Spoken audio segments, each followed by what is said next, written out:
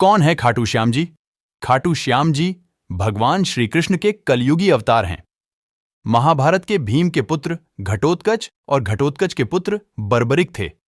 बर्बरीक को ही बाबा खाटू श्याम कहते हैं। इनकी माता का नाम हिडिंबा है। खाटू श्याम की कहानी। बर्बरीक दुनिया का सर्वश्रेष्ठ धनुर्धर थे। बर्बरीक के लिए 3 बाण ही काफी थे, जिसके बल पर वे कौरवों पांडवों की पूरी सेना को समाप्त कर सकते थे।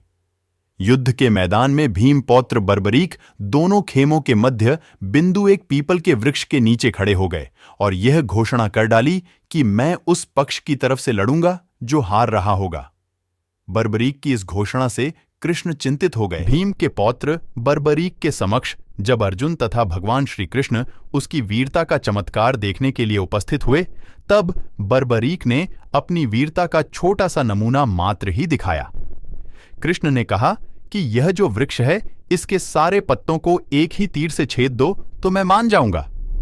बर्बरीक ने आज्ञा लेकर तीर को वृक्ष की ओर छोड़ दिया। जब तीर एक एक कर सारे पत्तों को छेदता जा रहा था, उसी दौरान एक पत्ता टूटकर नीचे गिर पड़ा।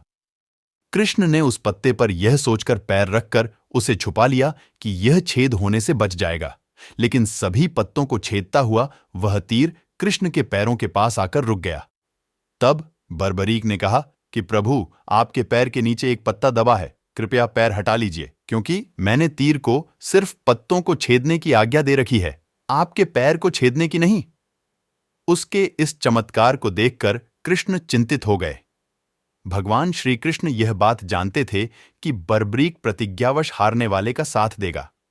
यदि कौरव हारते हुए नजर आए तो फिर पांडवों के लिए संकट खड़ा हो जाएगा, और यदि जब पांडव बर्बरीक के सामने हारते नजर आए तो फिर वह दोनों ओर की सेना को एक ही तीर से खत्म कर देगा।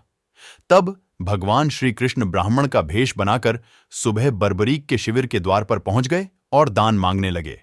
बर्बरीक ने कहा, मांगो ब्राह्मण, क्या चाहिए? ब्राह्मण रूपी कृष्ण ने कहा कि तुम दे ना सकोगे।